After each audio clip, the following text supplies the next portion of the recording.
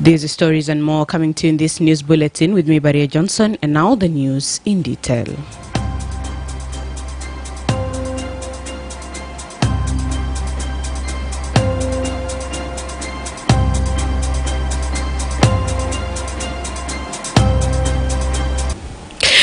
Authorities in Abia administrative area say 24 people have died and more than 1,000 others admitted with cholera in recent days as the area struggled with the outbreak without vaccine.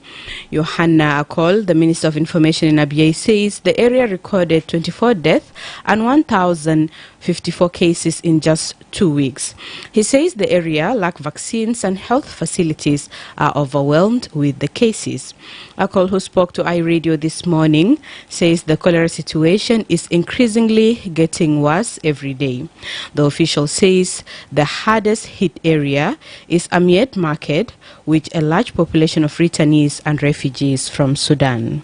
الوضع بتاع الكوليرا في التزايد مستمر بدرجات مرتفعة بدرجات عالية شديد. يعني النسبة بتاع الكوليرا في الآن عم نوصل 1000 أو 1,054,000 بالنسبة للطابين، والاريا اللي بقى فيه يعني بصورة كبيرة في بتاع السكانية شمال شرق اثيوبيا، يعني مكتظة بالسكان من جنوب السودان، يعني الناس اللي حربوا او الجو حاصل من الحرب في السودان وانقطع بهم الحياة في منطقة أمير. هذه الوفيات الآن يعني حتى الأبديت بتاع الفترة الصباحية من وزير الصحة إنه الناس اللي وقفوا جرى هذه الوباء يعني هم 24 نفر بطريقة الناس يجون في المستشفى. Akol stated that health facilities are struggling to cope with the surge in cases. He appeals to the Ministry of Health to urgently dispatch cholera vaccines to the area, warning that the outbreak is becoming increasingly severe. بمناسبة وزارة الصحة الاتحادية خاصة ساعة الوزيرة طبعا صار كليك على انه كان في وعود انه يعني يلحقونا بفاكسين بتاع الكوليرا، وحتى الان الفاكسين ما وصل المنطقه، فبالتالي بيناشد الحكومه الاتحاديه انه يسرع ويلحقنا بالفاكسين لان الوضع الصحي في حاله يعني محن.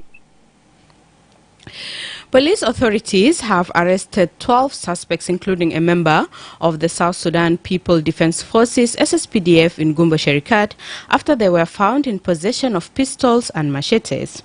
Major General James Mande Inoka, the spokesperson of the National Police Service, says the arrest was part of a targeted security operation aimed at dismantling criminal networks in the area. General Inoka says the suspects were found in possession of a pistol, pangas, and master keys they used for breaking into shops. The police spokesperson says the group has been causing havoc in the area of Kumba Sherikat while moving between Kumba Sherikat and Bor in Jungle Estate to avoid arrest. Kumba Sherikat has seen a rise in criminal activities by gang groups. In June, the police arrested more than 600 suspects after a disturbing footage of a teenage being gang raped in the area emerged on social media. Authorities in Western Equatoria State say one person was killed and 2 others injured following a road ambush along the Mundri-Juba road on Wednesday morning. According to the police commissioner, Major General Philip Madud, the attack took place when a passenger vehicle traveling from Mundri to Juba was ambushed by unidentified armed assailants. He says the victim who died was a female passenger while 2 male passengers were wounded. Major General Madud spoke to iRadio this morning. جوبا مباري دي كان عربية جاية من مندري ماشي لجوبا. قبل ما يصل المجرمين ده قاموا هاجموا على العربية وقتلوا مرة في العربية، ومرة قتلوه في نفرين معوقين في نفس الحادثة. والله دول هايمين بس من شوارع لما يكون في معلومة بتاع العربية ماشي في شارع يوما يعملوا كمين في ميلاد بعيد من المنطقة بعيد من الهيلة يعني ينابوا المواطنين. ده عربية كان بتاع ركاب ماشي لجوبا. The Speaker of the Transitional National Legislative Assembly, Jemma Nunu Kumba, has warned some members of the Parliament against the misuse of social media for personal attacks, saying they are tarnishing the image of the legislature. Speaking during the official reopening of the Parliament in Juba on Wednesday, Nunu warned that such behavior risks inciting division and mistrust among the very people who entrusted the lawmakers with their mandate. Nunu observed that few lawmakers have chosen to use social media as a platform for personal attacks, misinformation, and inflammatory attacks. She said that using social media to settle political scores or discredit fellow leaders serves not constructive purposes, especially in a context as delicate as South Sudan.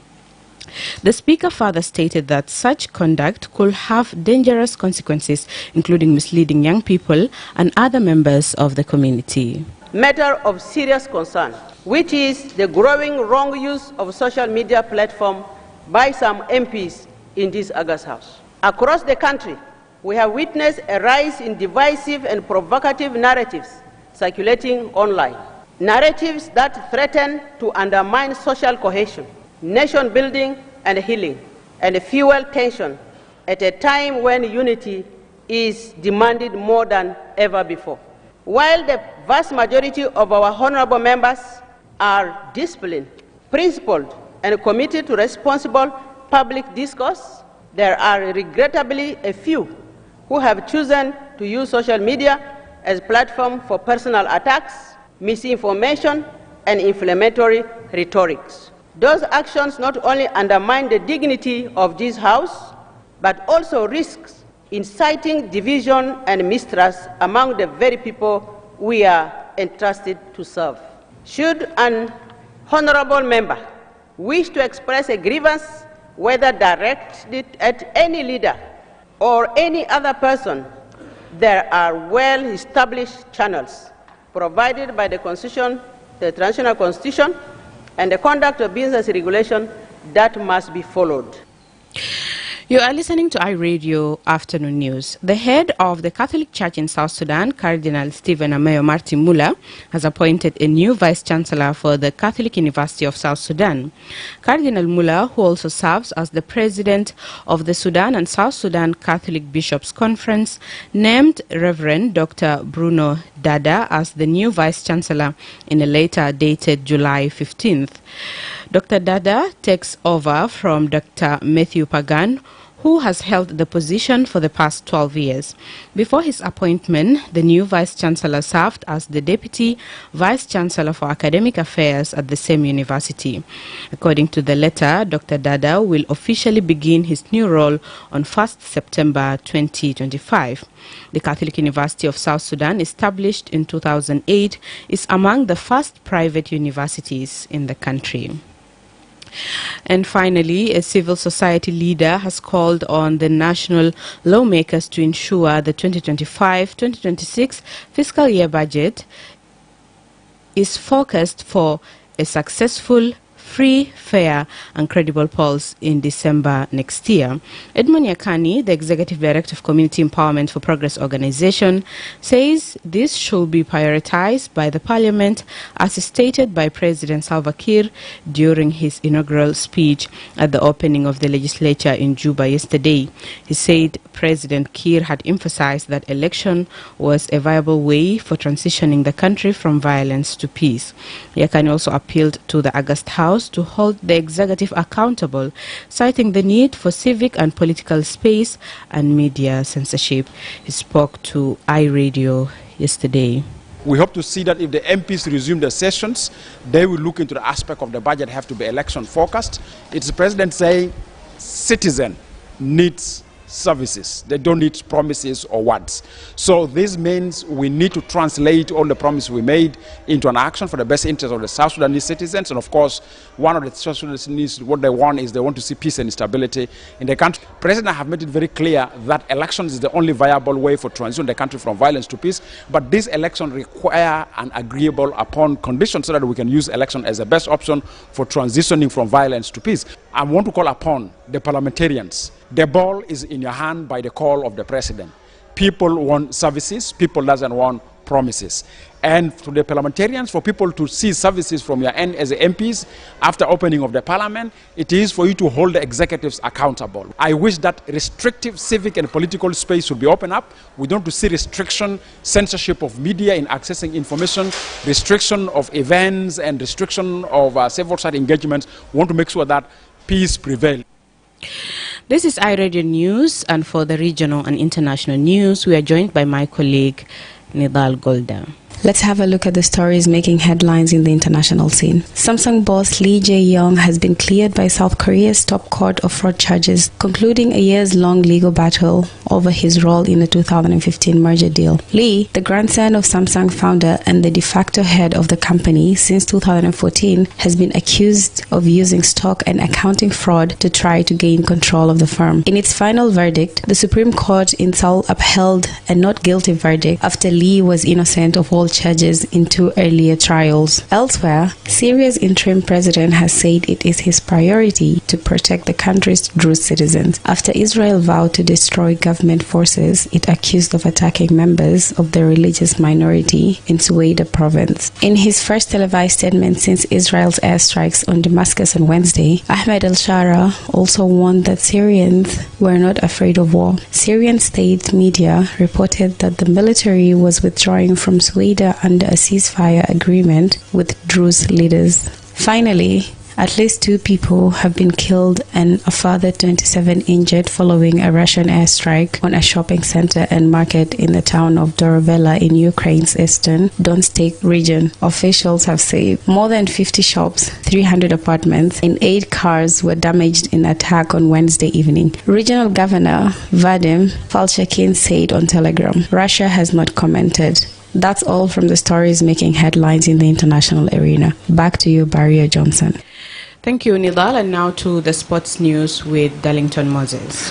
Thank you so much, Baria Johnson. And now, tuning to the world of sport. In women's football, England are 3 games away from the defending of the European crown after reaching the quarterfinals of Euro 2025. The Lionesses will face Sweden in the last 8 in Zurich on Thursday. A dismal opening defeat by the French had seen some expectations fall out, but also thrashing Netherlands 4-0 and beating Wales 6-1, England secured second place in Group D, while Italy captain Cristina Guerrelli scored a dramatic 90th minute winner as they beat Norway to set up a potential Euro 2025 semi-final against reigning champions England. In boxing, Daniel Dubois has the chance to extract and also put an exact revenge on Alexandre Usyk when they meet again at Wembley Stadium on Saturday. The 27-year-old Londoner will aim to do what Tyson Fury and Anthony Joshua could not and also have never done, and the Ukrainian's unbeaten record will be set by him. Usyk is aiming to be 2 times undisputed heavyweight champions, while Dubois is bidding to become the first Briton to achieve the feat as the Lennox Lewis did in 1999. But can he succeed where his compatriots have failed? Or will the 38-year-old Usyk reaffirm his positions as the generation's greatest heavyweight? In tennis, world number 1 Ariana Sabalenka has withdrawn from the WTA Canadian Open tournament in Montreal due to fatigue, Tennis Canadian announced on Wednesday. The 27-year-old from Belarus, runner-up at the Australian and French Opens, comes off semi-final runs at Wimbledon and Berlin and titles at Madrid and Miami. Sabalenka said, and I quote, "I am looking forward to kicking off the North American hardcourt swing, but give myself the best chance for success this season. I've decided it's my best interest to skip Montreal." Sabalenka has reiterated on that, missing the 27th July and 7th August events leaves the reigning U.S. Open champion only one major tune-up. This is all in the world of sport today. Thank you, Darlington Moses. You're listening to iRadio News, and to end this bulletin, here is a recap of the headlines. Authorities in Abia administrative area say 24 people have died and more than 1,000 others admitted with cholera in recent days as the area struggle with the outbreak without vaccine. Police authorities have arrested 12 suspects, including a member of the South Sudan People Defense Forces SSPDF in Kumba Sherikat, after they were found in possession of pistols and machetes. And authorities in Western Equatoria State say one person was killed and 2 others injured following a road ambush along the Mundri-Juba Road on Wednesday morning. That's the end of iRadio Afternoon News. If there is a story or an event you would like iRadio to cover or report about, please send us a text message on +211 925 287870. It's also our WhatsApp number. Follow us on X at iRadio Juba, like our Facebook page iRadio, subscribe to our YouTube channel at iRadio South Sudan. You can also visit our website and listen to us online at www.iradio.org. Stay tuned for the news in Arabic at 1:30. I am Baria Johnson. Thanks for listening.